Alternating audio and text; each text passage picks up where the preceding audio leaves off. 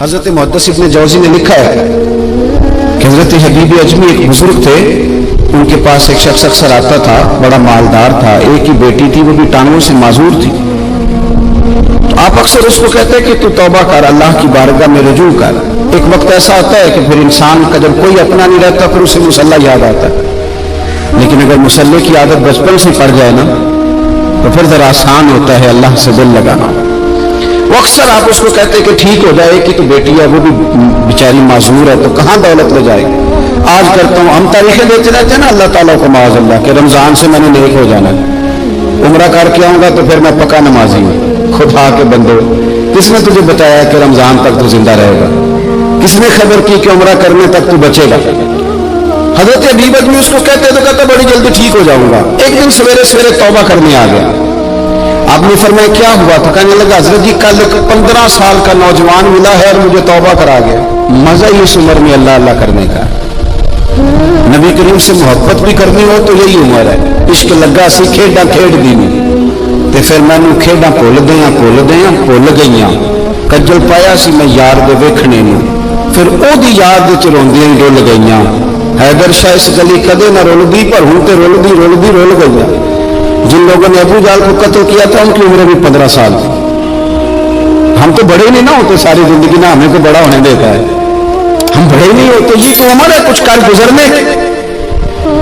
15 سال کا نوجوان توبہ کرا گیا۔ تو آپ حضرت حبیب اجمی کہنے لگے وہ کیسے؟ کہنے لگا حضرت جی میں کل منڈی گیا تھا، مجھے کچھ سامان خریدنا تھا، تو بغداد کے بازار سے میں نے مچھلی خرید لی 10 کلو، باقی بھی سامان تب خود لے جا نہیں سکتا تھا۔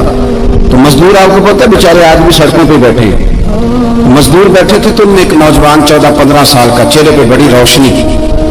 میں نے اس کو کہا بیٹے مزدوری کرو گے؟ کہنے لگا حضور مزدوری بھی کرتا ہوں، پڑھائی بھی کرتا ہوں، اور جو اللہ کو منظور ہو اس کی عبادت بھی کرتا ہوں۔ میں نے اسے کہا کہ یہ میرا سامان ہے فلان جگہ پہنچانا، کیا لوگے؟ کہنے لگا 3 دینار مزدوری۔ سودا طے ہو گیا، اس نے سامان اٹھا لیا۔ کہتے ہیں رستے میں ظہر کا وقت ہو گیا، کہنے لگا چچا اگر اجازت دو تو نماز پڑھ دوں۔ 15 سال کا جواب، کہتے میں رکھ کے نا وہاں سامان تو پھٹے پہ بیٹھ گیا، نماز پڑھنے چلا گیا۔ باقی لوگ دیر سے آئے، وہ بچہ جلدی آ گیا۔ میں نے کہا بیٹے آپ جلدی آ گئے؟ کہنے لگے نفل چھوڑ دیے، آپ یہی نہ سمجھ لیں کہ کام چور ہے، میں بعد میں پڑھ لوں گا۔ کہتے ہیں وہ دوپہر کا وقت، رمضان بھی نہیں تھا، میں اس بچے کو نوجوان گھر لے گیا اور میں نے اپنی بیوی سے کہا کہ بڑا نیک ہے، نمازی ہے، اور راستے میں یہ بھی ہوا ہے کہ میں نے اسے ایک دفعہ کہا ہے کہ یہ مجھے تھوڑی دیر کے لیے دے دو، گرمی بڑی ہے، تمہیں پسینہ آ رہا ہے، میں اٹھا لیتا ہوں۔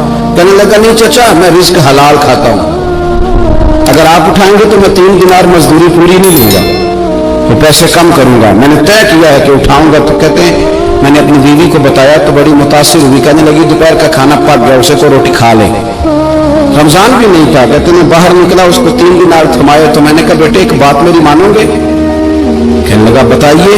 میں نے کہا کھانا پکائے کھا لو۔ کہنے لگا میں معافی چاہتا ہوں، میں نے روزہ رکھا ہوا ہے۔ حضور نے حکم دیا، حکم نبی کریم نے حکم دیا، بخاری مسلم کی حدیث ہے، فرمایا نوجوانوں اگر تمہارے پاس طاقت ہے تو نکاح کر لو ورنہ روزے رکھو۔ حکم دیا، یا نکاح اور یا روزے، یہ سرکار کا حکم ہے۔ بھائی نفلی روزہ نفس کی قوتوں کو کچلتا ہے، انسان میں نورانیت اور روحانیت لاتا ہے۔ کہتے وہ کہنے لگا میں نے روزہ رکھا ہے، میں اور متاثر ہو گیا۔ میں نے کہا اب کیا کرو گے؟ کہیں اور جانا ہے؟ کہنے لگا نہیں، میں جس دن 3 دینار کما لیتا ہوں پھر میں مزید لالچ نہیں کرتا، باقی وقت میں قرآن مجید پڑھتا رہتا ہوں یا نبی پاک پہ درود شریف پڑھتا رہتا ہوں۔ آپ بتائیں تو میں نے کہا کہ افطار میرے ساتھ کر لو۔ کہتے ہیں میں اسے مسجد چھوڑ آیا اور خود میں لوٹ آیا۔ افطار کے بعد میں اسے لایا، کھانا کھلایا، عشاء پڑھی، اس کا گھر دور تھا، میں نے ڈرائنگ روم کھول دیا، بیٹھک کھول دی، وہیں وہ سو گیا۔ میری 20 سال کی معذور بچی کبھی چل نہیں سکتی تھی، کوئی طبیب کوئی حکیم میں نے چھوڑا نہیں تھا اس کو دکھایا نہ ہو۔ ایک ہی بیٹی، وہ بھی معذور پیدائشی، اس کے کمرے میں گئے، میاں بیوی اسے کھانا کھلا اور بتایا بیٹے ایک نوجوان ہے، بڑا نیک ہے ہمارے گھر میں، آج بڑا پرہیزگار۔ پتہ ہے حضور نے کیا فرمایا؟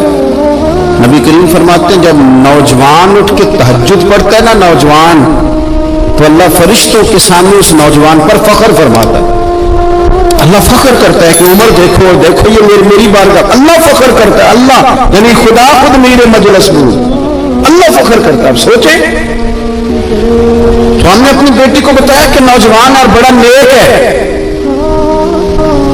तो कहते हैं वो खाना खिला के हम वापस आ गए। आधी रात का वक्त हुआ तो दरवाजे पे दस्तक हुई। बच्ची अपने कमरे में सो रही थी, हम अपने कमरे में, वो बैठक में। घबरा के उठे कि इस वक्त कौन है दरवाजे पे? तो बेटी कहने लगी अब्बा दरवाजा तो खोलना। कहते हैं दरवाजा खोला तो 20 साल हो गए थे बेटी को, कभी उसने चल के नहीं दिखाया था, कभी दौड़ के उधर जाती, कभी इधर आती। कहती अल्हम्दुलिल्लाह अल्लाह ने मेरी टांगें ठीक कर दी। हम दोनों रोने लगे, अरे अल्लाह तो कितना करीम है, कैसे हुआ बेटे सारा कुछ? बेटी कहने लगी अब्बा आपने कहा था ना कि नेक नौजवान आया है, तो मेरे दिल में ख्याल आया अल्लाह अगर वाकई नेक है तो उसके सदके मुझे शिफा ही दे दे। या अय्युहल्लज़ीना आमनू इत्तक़ुल्लाह वब्तग़ू इलैहिल वसीला। तो कहने लगी अभी मेरी दुआ भी पूरी नहीं हुई तो रब करीम ने फजल किया है और मुझे शिफा अता कर दी। कहते हम दौड़ के उसके कमरे में गए और जब हमने हाथ रखा तो दरवाजा पहले से खुला था, एक खत छोड़ गया था। आजकल के पीर की करामत होती तो फेसबुक पे दे देता, बाकियों को भी जरा भूल पता चले। कहते वो खत छोड़ गया अपने बिस्तर पे कि अगर तुम लोगों को मुझसे मोहब्बत हो गई है तो मेरे पीछे ना दौड़ना, उस रब की बारगाह में झुकना जिस रब ने मेरे ऊपर भी फजल फरमाया है और आप पर भी करम फरमाया। मेरे नौजवान दोस्तों, ये जो बचपना हमें लोग कहते हैं ना अभी बच्चे हो, अभी जब आप बालिग हो गए तो नमाज फर्ज हो गई, सच बोलना जरूरी हो गया, रिस्क हलाल खाना जरूरी हो गया, शरीयत सारी